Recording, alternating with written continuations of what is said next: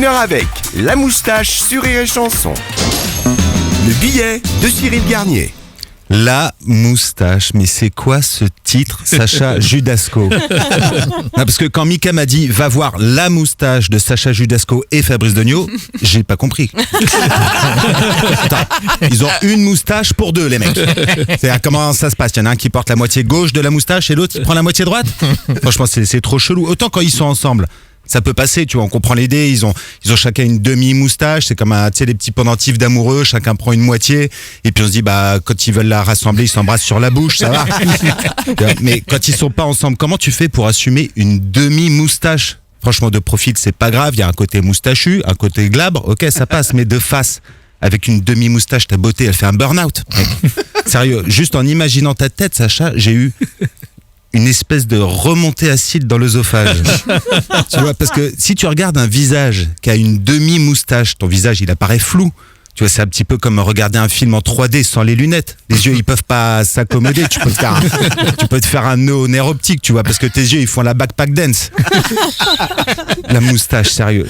Il y a une autre solution qui m'est apparue pour avoir une moustache pour deux, c'est de faire une espèce de garde alternée. Un petit peu comme, tu vois, les parents divorcés, une semaine sur deux. Alors, il faut imaginer la transmission le dimanche soir. Ça va, Sacha? Ça s'est bien passé la semaine avec la moustache? Tu l'as pas trop fourré n'importe où?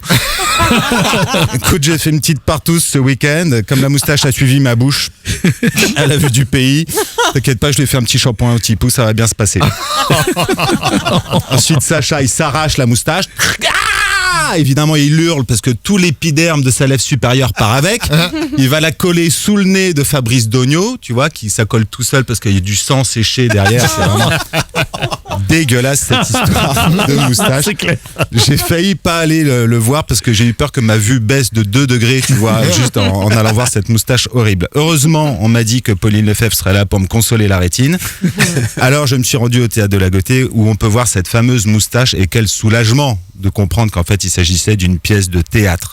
La moustache, il n'y a même pas besoin d'en faire la promo. Le pitch est imparable. C'est l'histoire d'un type qui se retrouve avec la moustache d'Adolf Hitler par accident alors qu'il doit rencontrer son beau-père qui est juif. Moi, je peux vous garantir que la pièce va faire un succès à l'international. On peut la traduire dans n'importe quelle langue en remplaçant Hitler par Saddam Hussein, Jean-Franco, Pinochet, Staline ou Bachar al-Assad. Tu vois, tous les dictateurs portent une moustache. Là, ils ont tous une moustache au-dessus de la bouche, sauf Kim Jong-un qui porte la moustache au-dessus de la tête. En attendant la version coréenne de la moustache, vous pouvez aller voir la version française à la Gaîté. Et c'est tellement drôle que si vous arrivez avec la moustache en mode fer à cheval de José Bové, et vous repartirez avec la moustache de Salvador Dali. Génial. Bravo. Belle image.